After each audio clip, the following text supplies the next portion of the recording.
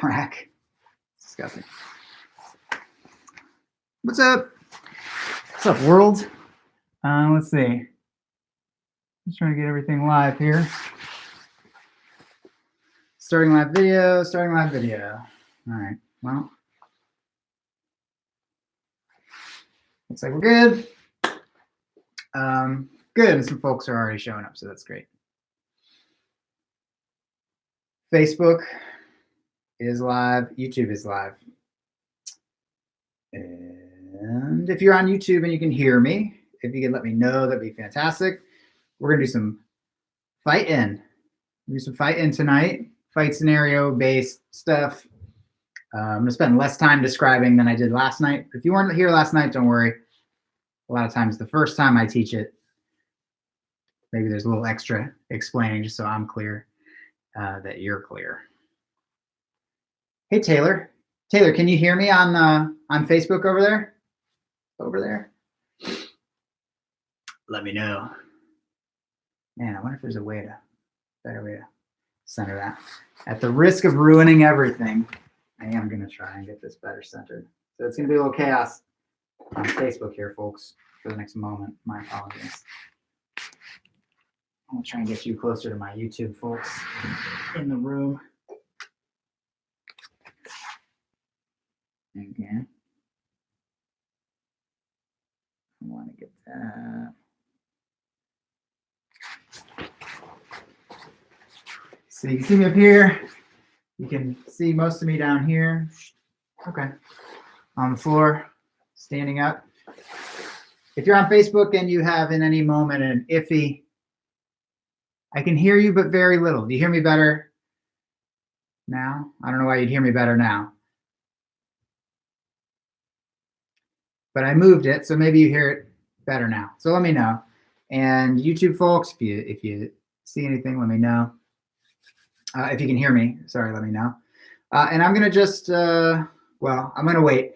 So if you're watching this on a replay, give it 3 minutes, and then it'll be 7 o'clock here, and that's when I'm scheduled to start. And then Taylor's gonna let me know if she hears me any better on Facebook. Now that a little time has passed and maybe bugs are working themselves out. Oh, now I did it. Phone's gonna come out of this thing. Okay. No, not bad. Still can barely hear. Do you hear me better when I'm up close?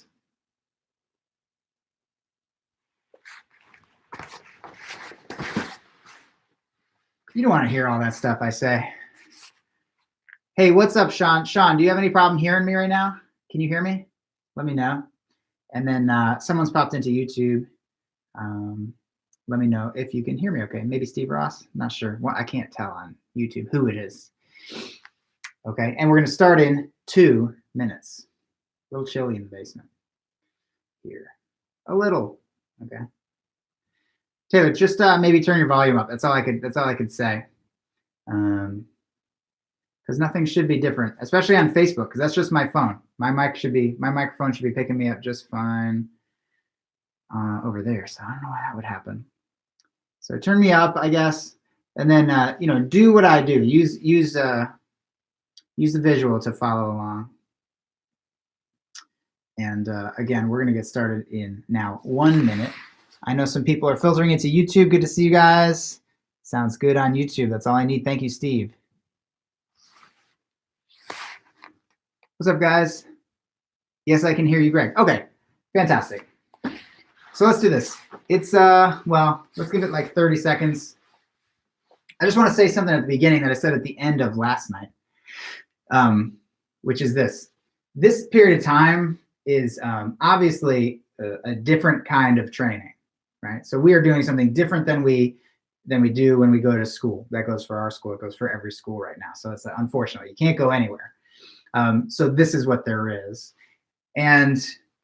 But it is a unique opportunity, because if we can get good at the type of learning that is watching and then trying to emulate it, especially if you can do it, but even if you can only be listening to these or watching these broadcasts without doing them, put it on at work or whatever, I still recommend you even do that, because what this time is, it's an opportunity for us to get good at taking something that's like going into the visual part of our brain and trying to feel it, trying to put it into the motor part of our brain, trying to like forge those pathways.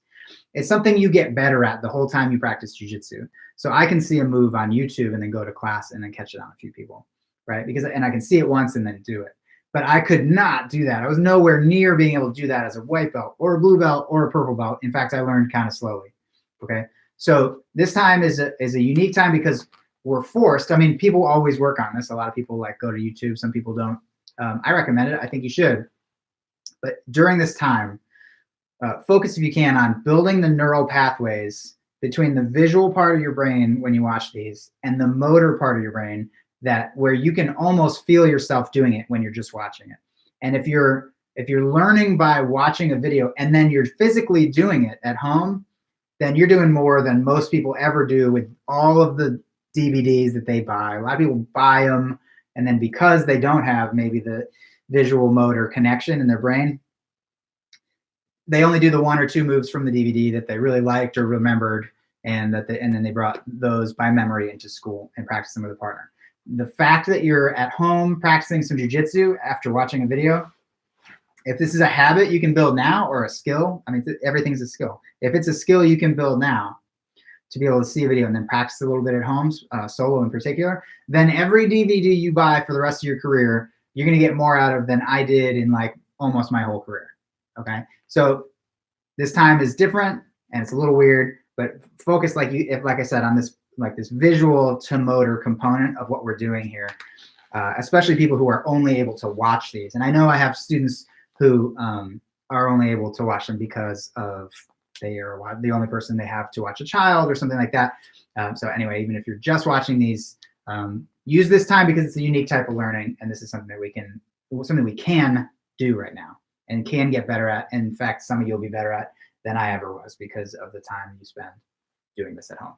Okay, so that said, let's get into a warm-up. Let's start moving around a little bit. So I'm going to stay seated. I'm in a landscape view here on Facebook.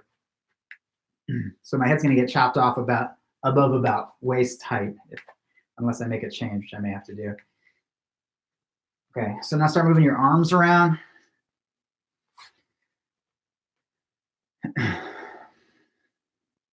Other way.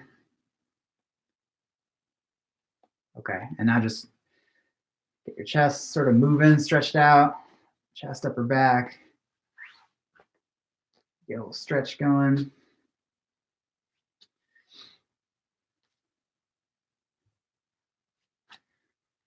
Okay. Let's while we're down here, let's do our neck. So look left, right. So look right. And switch sides, left.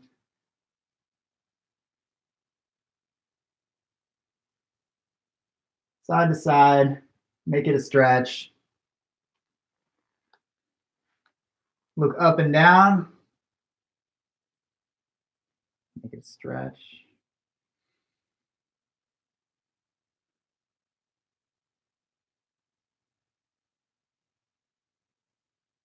And then ear to shoulder.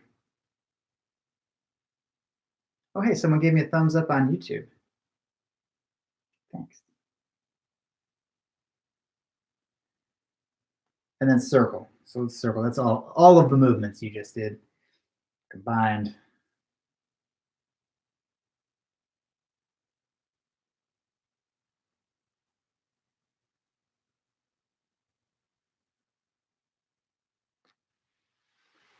Okay, and I am trying to end at 7:30 for Katie's yoga class. So be watching for that on YouTube, PMA students.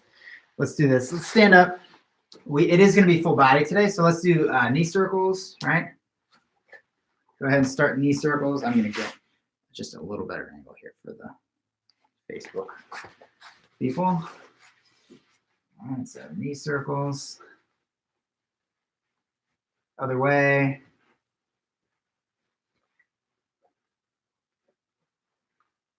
All right, feet apart, hip circles.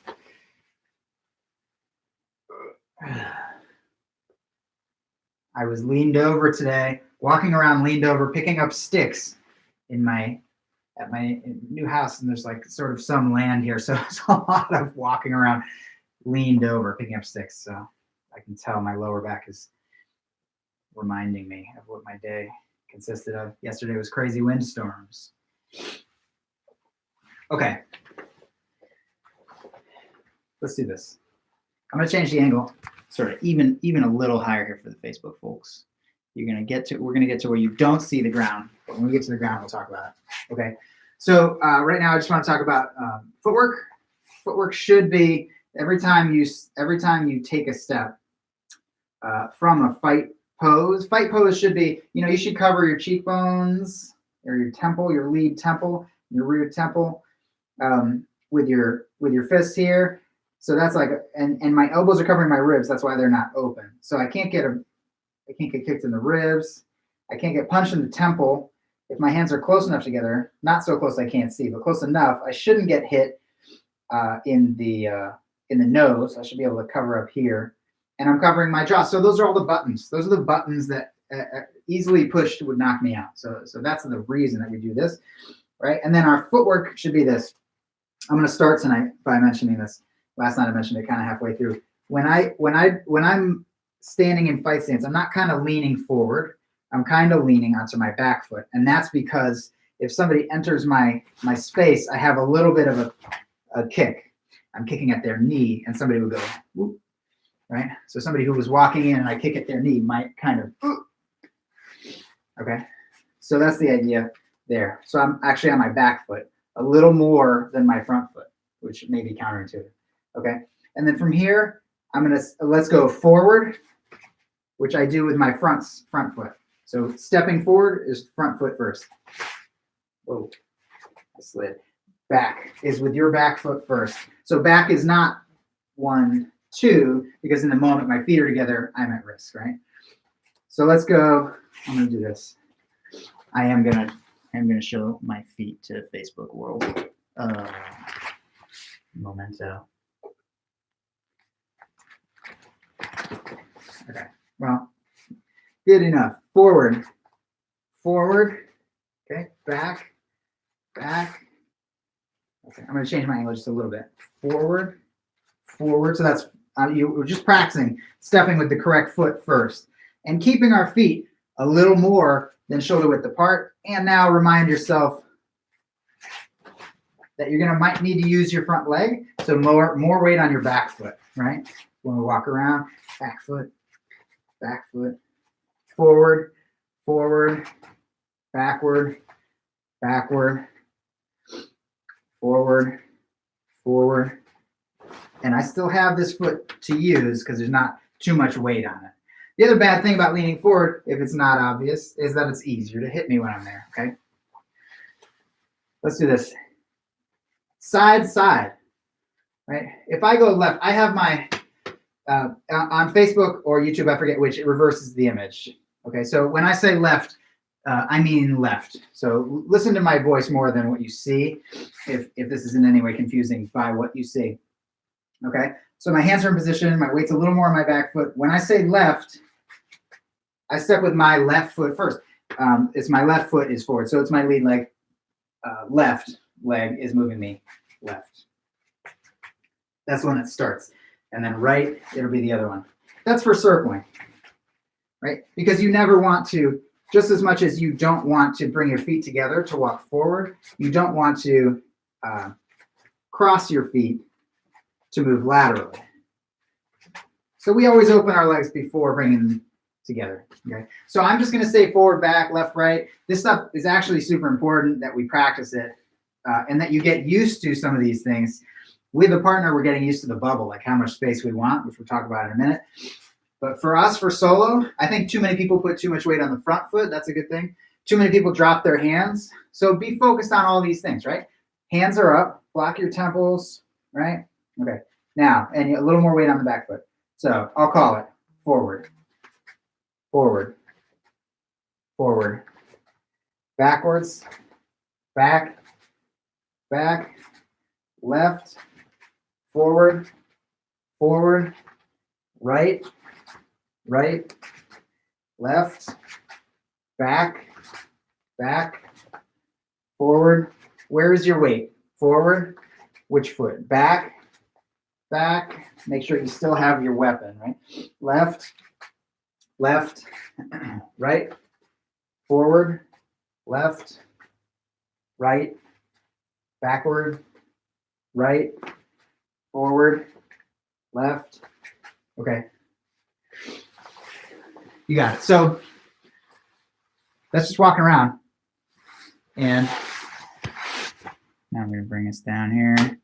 Oh. Click. It's the click of something not going my way. Hold on one sec.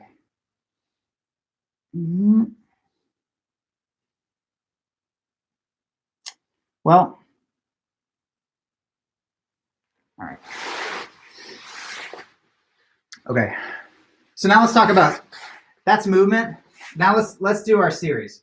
Our series is going to be somebody is standing, a little bit away from me. 2 arms lengths away from me is usually what I call like our safe bubble. Because if you double the length of my arm, that distance is a distance that neither of us can hit or kick each other. Okay. But let's say someone's over there and they step into the bubble, into the 2 arms length space. They step forward. I'm going to step back. Right. And I'm going to keep us that same distance apart. When I back up, somebody who was like coming in, like they want to fight me, like whether they have a stance or not, maybe they're even just doing this. I'm going to back up and try to maintain that space. But at the point when, and this is basic jiu-jitsu theory, at the point when they get close enough to me that the bubble, which I'll keep as long as I can, that they break through the bubble, which is probably they're walking in, I back up, and then they're like, okay. And they try to cover all that space at once. That's when I'm going to move forward. So they push me at the other edge of the bubble. When they run in, I run in. They pop the bubble, I run in. So they push the bubble, they pop the bubble, I close. Okay. So I'm always 2 arms lengths away or against a person. And we're going to talk about covering that distance right now, so that you don't get punched on the way from the other side of the bubble to in full contact. Right. So I'm gonna take 2 steps backwards. That's the bubble getting pushed. When the bubble gets popped, I'm gonna run in and I get into this position here. So what is this position? I have my hands touching my head, and my forearms are a battering ram. And boom. I don't want my hands in front of my head and battering to them because I'll hit my face. Okay. So hands are holding not even my forehead, but the crown of my head, because you notice that now I can see again. Okay. So our scenario is this. I'm going to go back. I'm managing space. And when they pop the bubble because they're moving too fast or there's a wall behind me or whatever reason, the bubble pops, boom. And I'm going to take a second step forward and wrap. I hold my wrist. Okay. Nothing wrong with gable gripping. I have a long history of doing the wrist grab, and that's what I do. Okay. So both are fine. So someone's entering my space. It's 1, 2, and then they pop the bubble. That's 1. And then I take a step forward with the same foot and I wrap. So it'll be the same foot. If it's 1 foot, if it's their other, if they're facing one way or throwing their right hand, they throw their left. It's true that I will boom and then wrap. As long as it's no more than 2 steps. You don't want a ton of footwork here. Okay. You just want to close the distance as efficiently as possible. Okay. So let's do it. Hands are up. So knuckles against your temples, right? You got a little more weight on the back foot. It's 1, 2, bump, wrap. Okay, let's do that together. 1, 2, bump, wrap. So cover up, weight on your back leg. Backwards 1, backwards 2, and then bump and wrap.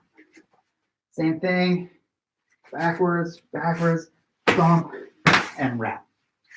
Okay. And be imagining where the person is. We'll do this 3 more times, right? So your hands are in the right spot, which is at your temples. You're a little more weight on your back leg. Back, and the bubble pops. Bump and wrap. Do it again. Hands where they go. Not too much weight on your front foot, back foot, so you can use this front foot.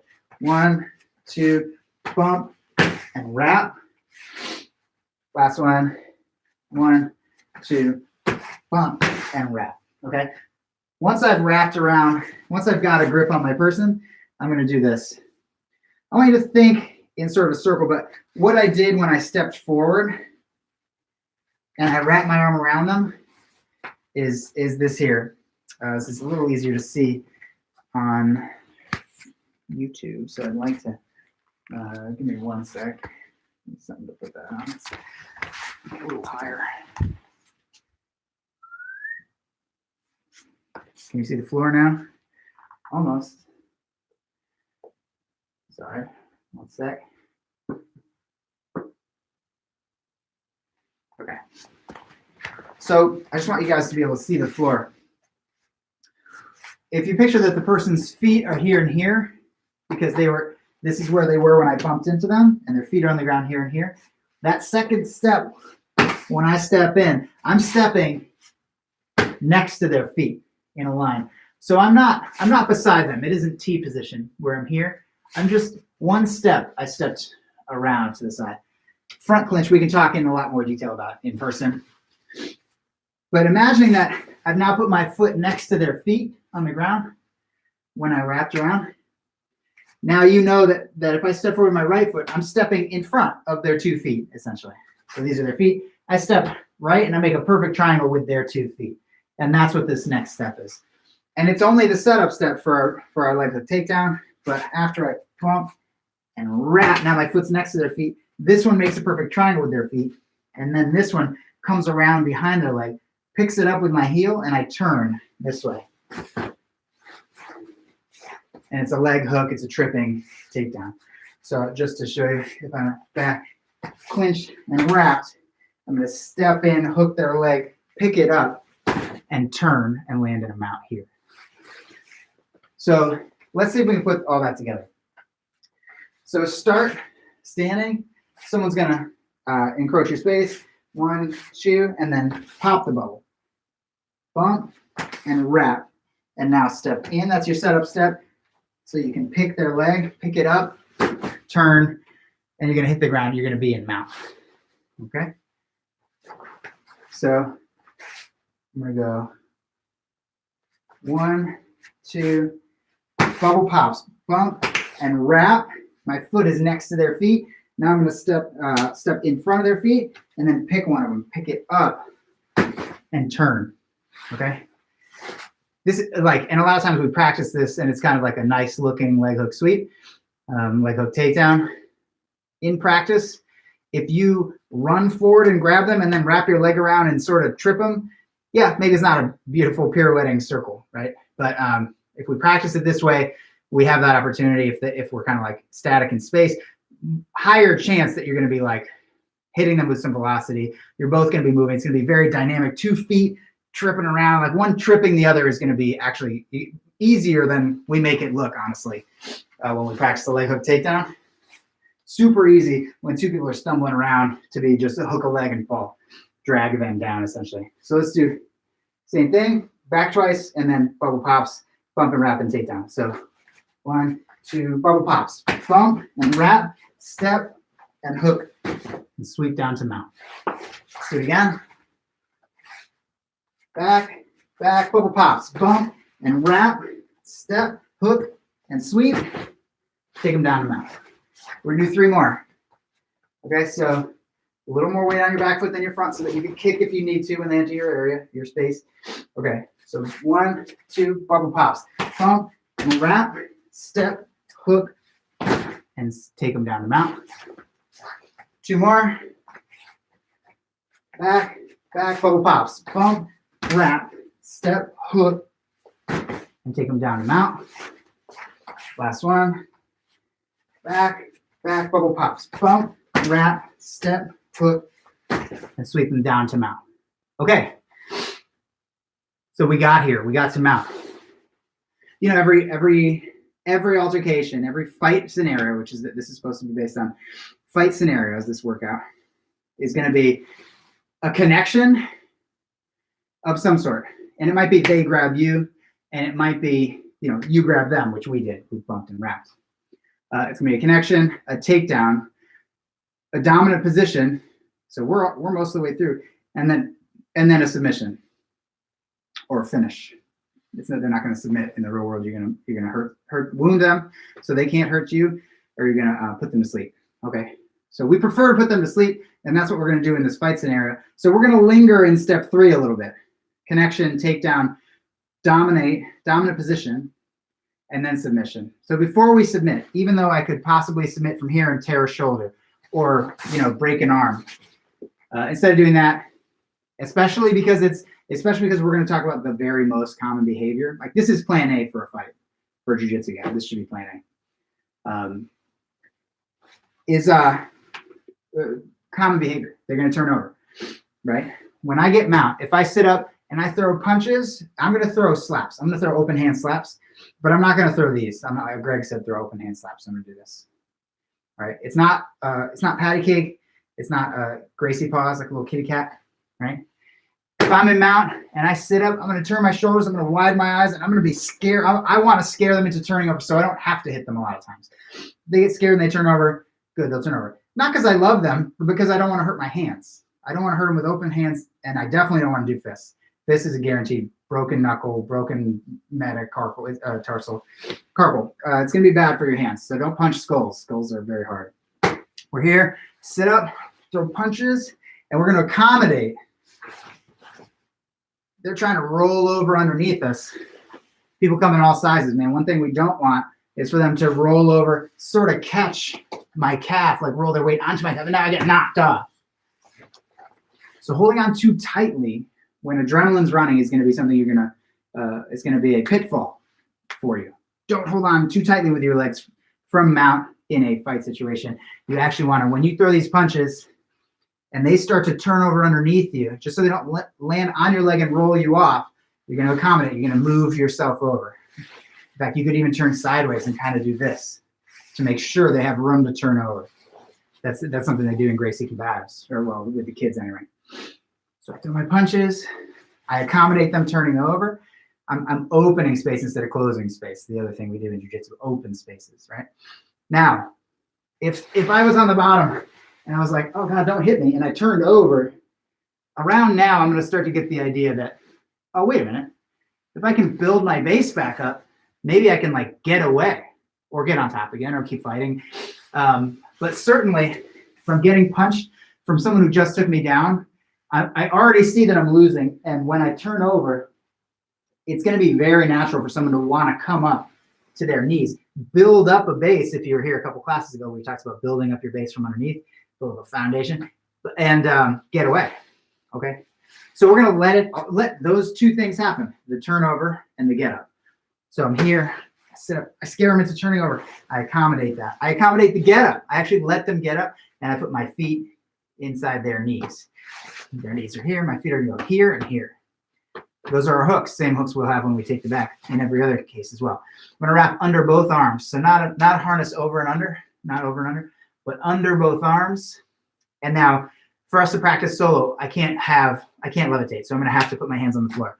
So this represents this, okay? So I put my arms underneath, my hands on the floor, and now I'm gonna do this. I'm gonna put my shoelaces on the floor and my feet together and open my knees and drive down, okay? So I was mounted, I do punches, I moved over, I pop up so that they can actually come up to their knees. I put my hooks in, and now I'm gonna get a harness, but that's gonna be my hands on the ground. Now put your shoelaces on the ground. I'm actually bouncing on the tops of my feet. Heels together, open your knees and drive down. And now I've taken the back. So we made a connection. We did a takedown, and we got a dominant position, but we wanted an even more dominant position. So we climbed the totem pole of positions to the back, which belly down, back control, best place for us to be, worst place for them to be. So let's put together all that we just did, and then we'll talk about, if we have time, we'll talk about the choke. Okay, so from standing again, I'm going to go, they push my bubble twice. So make sure you have a weapon in front, right? Cover your temples, a little more weight on the back foot. Back, the bubble pops. Bump, wrap. Step in, hook the leg, and take them down to mount. Sit up, scare them into turning over. They turn over. They try to get up. That's them getting up underneath me. So I get up. I put my hooks inside their thighs, and I grab a harness here. I put my toes between their legs pointing backwards, and I open my knees. That drives them down. Your feet should be together, even at the end of this movement. Feet together. Okay? Now I've got the back, and I can work on sinking a choke. Okay? Let's do that 3 more times. They push my bubble. They pop my bubble. Too close, or I run out of room. Wrap, step, hook the leg, take them down. I'm trying to do this a little further away so Facebook can see. Okay? From here, sit up, scare them into turning over, let it happen. They'll try to get up into turtle, essentially. You can put your feet in front of their knees, wrap under their arms. You can put your shoelaces on the ground, open your knees. This is you driving them down to the ground. Okay? 2 more. The bubble gets pushed twice. Once, twice. Bubble pops. Bump and wrap. Your foot is next to their feet. You're going to step between their feet, hook their leg, and take them down. Right here. Sit up. Scare them. Boom. They roll over. They get up. You put your hooks in. You put your arms in. Hands on the floor. Shoelaces down. That's your toes pointing backwards out the back door. Open your knees. Feet are together at the end. Last one. Bubble gets pushed once, twice. Bump, wrap, step, hook, leg hook takedown. Right? Throw punches, they turn over. You let them get up. Put your hooks in, put your harness in, put your toes to the back, open your hips, drive them down. Okay. The last piece of this with our last 3 minutes will be the choke. When someone's on the ground, belly down, and you've driven them down, they're gonna probably tuck their chin and be looking one way. Not a lot of people hang out nose down in a fight, especially if we're talking about asphalt. I'm not gonna put my face on the ground for you. I'm probably, grinning and bearing my cheek or temple being on the floor here. And we're gonna come in the side, for our purposes today, we're gonna come in the side that's easier. It's gonna be this side here. When somebody does this, they're laying on the ground, here's the floor. We're gonna come in the open side. Go right across. I'm not even trying to go under the chin now. Not in this fight scenario. I'm going to go right across the jaw at the mouth, right here, and then hold the shoulder.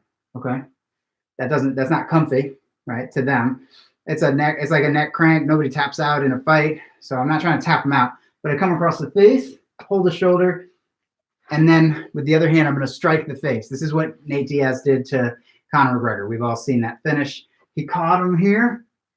He hit his face right into the choke. Now you're in the choke, and now you can sink your choke, okay? So starting from this position here, having just driven the person down, I'm going to drive across their face and hold their shoulder. An open palm strike is fine. That's going to be plenty to center their chin on my elbow. We talk a lot about center your elbow with their chin. Well, in this case, I'm coming across the face, and I'm centering their chin with my elbow, and then hand on hand, then sink the choke, okay? So I just got to here and I drove my person down. Their head, assuming they're looking left, I'm going to take my right arm. Come in across the face, hold the shoulder, strike the face so that the chin lines up with my elbow. It can be, like I said, it's no worse than, like a high school play slap. It doesn't, it's just to move their head, boom. And then you can sink the choke. Sinking the choke is going to look like this, hand on hand. Open this elbow, second elbow. So this one's in. Hand on hand, open this so that this hand can shoot behind the head, and now we can add our weight. To do the whole thing 2 times, then we'll wrap it up. Get ready to get your bubble pushed. Back foot is more weight, right? 1, 2, bump, wrap, step, hook takedown, right? Throw punches, accommodate the move, accommodate the get up. Put your hooks in, put your harness in, put your shoelaces down. Open your hips. Okay, I'm going to turn so you guys can see. You just drove them down. Come across the face. Hold the shoulder. Strike the face. Sink the choke. Last one. Sorry for not getting it to base. Okay. Front leg is a weapon. So more weight on your back foot. Bubble gets pushed. 2.